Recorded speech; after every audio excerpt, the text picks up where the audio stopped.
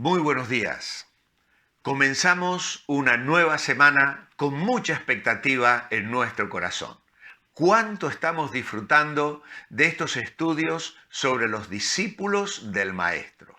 Dios está bendiciendo mi vida de una manera muy especial. Siento que lo está haciendo también cada vez que nos reunimos en la iglesia Revive los domingos por la mañana. Y en el día de ayer, Germán nos compartió con el poder del Espíritu Santo unas reflexiones que van a servir de base para la meditación que diariamente vamos a tener sobre este siervo del Señor, sobre Tomás, el apóstol pesimista. Otros le llaman el incrédulo. Ayer Germán nos hablaba de un hombre atrapado por su pasado. Germán nos describió la situación o las situaciones de Tomás en 3 puntos que a lo largo de esta semana vamos a ir también tocando y reflexionando en ellas. Nos habló primeramente de su decisión, cuando en Juan capítulo 11 el Señor decide regresar otra vez a Judea donde le habían querido apedrear. Él manifiesta su deseo de seguir al Señor, incluso si tuviese que enfrentar la muerte. Tristemente, cuando llegaría el momento en el huerto de Getsemaní, todos le abandonarían. Pedro le negaría y los demás discípulos, acobardados y asustados, le abandonarían en mano de los soldados de los sumos sacerdotes. Sin embargo, esta expresión, entendemos, de compromiso, de disposición a ir con el Señor hasta la muerte, era sin duda genuina y sincera. Y en este caso, Tomás es el portavoz de todos al decir, vamos con Jesús, aunque tengamos que morir con él. Luego, también se nos habló de sus dudas, y esto va a ser un tema que nos va a ocupar también esta semana. Esa duda que él expresa en Juan capítulo 14, donde no entiende exactamente lo que el Señor le está queriendo decir. Y entonces el Señor le responde con Juan capítulo 14 y versículo 6, un versículo que usamos tanto para evangelizar, predicar el Evangelio, para decirle a las personas que hay un camino, hay una verdad y una única vida, que es la de tener, la de confiar, la de seguir a Jesucristo. Y finalmente, Germán nos habló de su desacierto. Sin duda que este hombre podríamos decir que metió la pata. Claro, no le estamos condenando, nos identificamos fácilmente con él. Y hoy vamos a hacer un repaso. Tenemos aquí en nuestro devocional lo que sabemos de Tomás, conocido como Dídimo, que significa gemelo. Lo que pasa es que no tenemos ningún detalle de quién podría haber sido este hermano o hermana gemela. Es nativo de Galilea y seguramente era pescador en su oficio, en su profesión. Hay muy pocas referencias que tenemos de él. Aparece en la lista de los 12 cada vez que todos son mencionados. Sin embargo, debido a su falta, diríamos, de aceptación de la noticia de que Cristo había resucitado, le conocemos como Tomás el incrédulo. Esto nos hace pensar en que tal vez había elementos contradictorios en su carácter, en su manera de enfrentar las situaciones. Sin embargo, hoy yo quisiera que reflexionáramos sobre la ausencia de Tomás. Porque la noche de aquel primer día de semana tendría para los discípulos una ocasión maravillosa de contemplar al Señor resucitado, quien viene a ellos derramando paz. Cuando ellos estaban asustados de los judíos, ellos habían pasado un día muy especial. Las mujeres habían traído noticias en la mañana acerca de la resurrección. Habían visto ángeles. El Señor se le había aparecido a María. Pedro había corrido con Juan hasta el sepulcro y había entrado. Juan había mirado desde fuera. Pero Juan dice que vio y creyó. Para él aquella perspectiva ya había sido suficiente. Luego los discípulos que habían ido camino a Emaús habían regresado también con noticias sorprendentes acerca del encuentro con el Señor resucitado. Así que aquellos discípulos estaban reunidos en un ambiente de alegría y celebración, y en medio de ellos aparece de pronto el Señor mostrándole su mano y el costado, lo que cambia todo. Es decir, si ellos había incertidumbre y temor, ahora pasan a un gozo incontrolable, a la celebración de la alegría. Y en medio de eso, el Señor les encomienda la misión, la misma misión que el Padre le había encomendado a él, y los envía al mundo, equipándoles con el Espíritu Santo. Pero Tomás no está presente.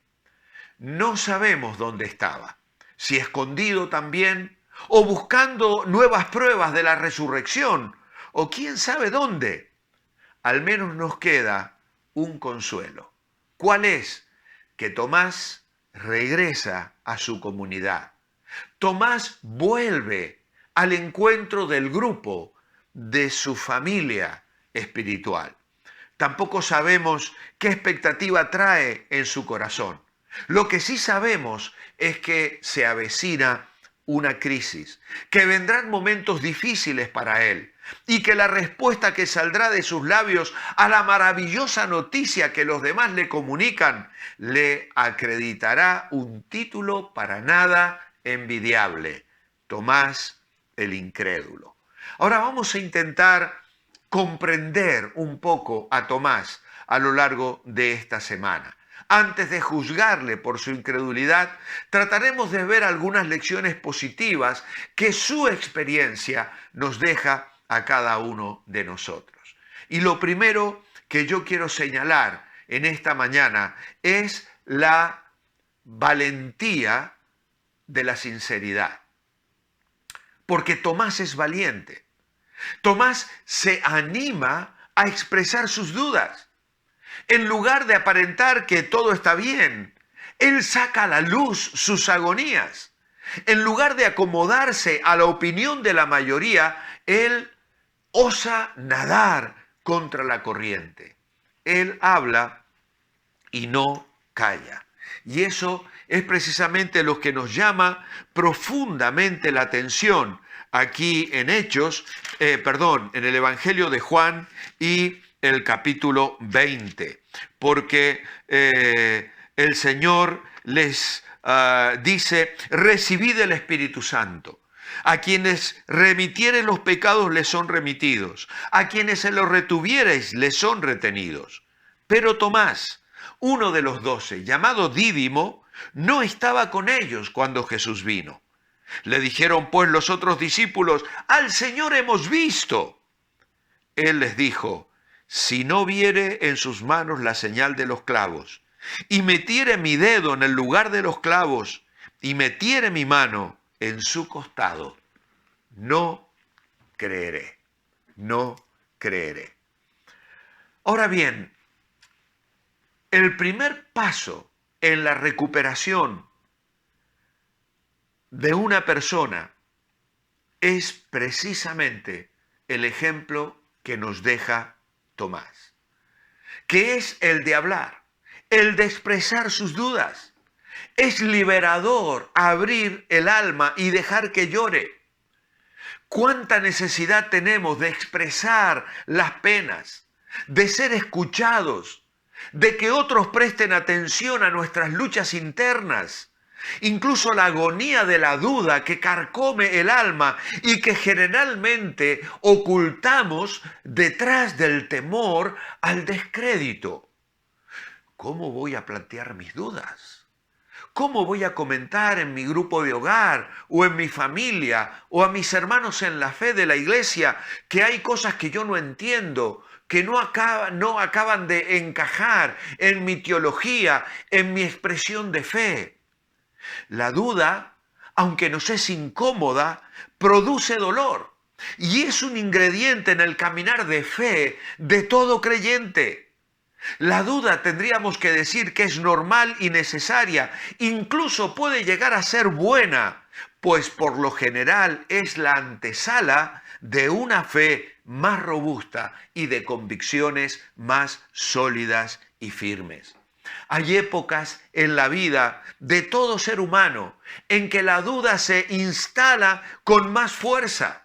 Esto sucede, por ejemplo, en la adolescencia, cuando la mente que ha recibido con inocencia la formación del hogar bajo la leche materna o que con inocencia o con la docilidad de aprender a lo largo de su crecimiento las lecciones de fe en la escuela dominical, de pronto, saludablemente, comienza a hacerse preguntas sobre Dios, sobre el diablo, sobre el cielo, sobre el infierno, sobre la creación, sobre la inspiración de las Escrituras.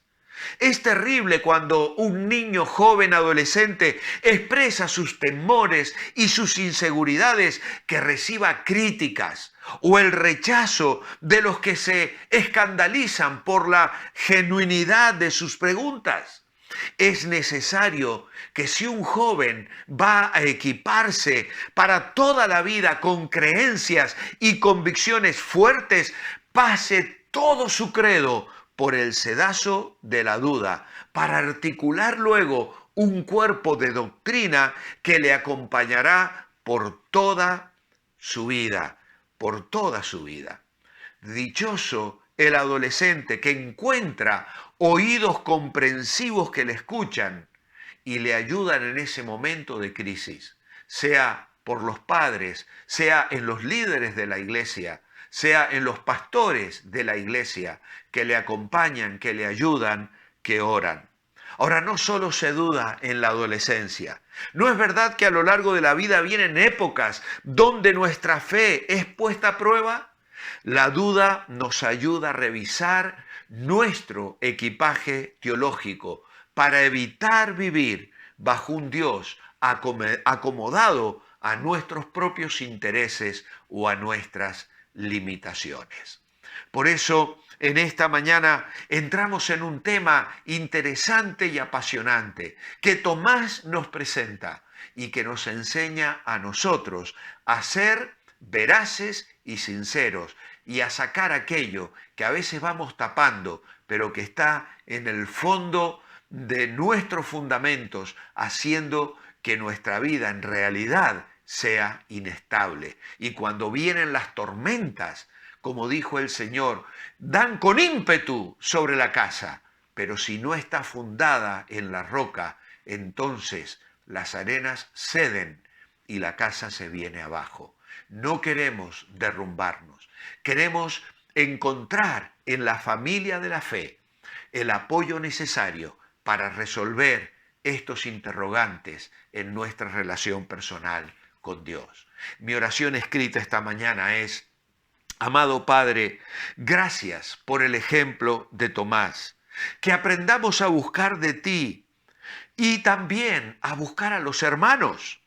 Y aun cuando nos parezca que no nos comprenden o que no les comprendemos, el amor a tu persona nos une y nos ayuda a encontrar apoyo, consuelo, compañía y la bendición que viene de ser parte de una familia eterna, la familia de Dios. Que el Señor nos bendiga. Os espero mañana y seguiremos meditando en Tomás.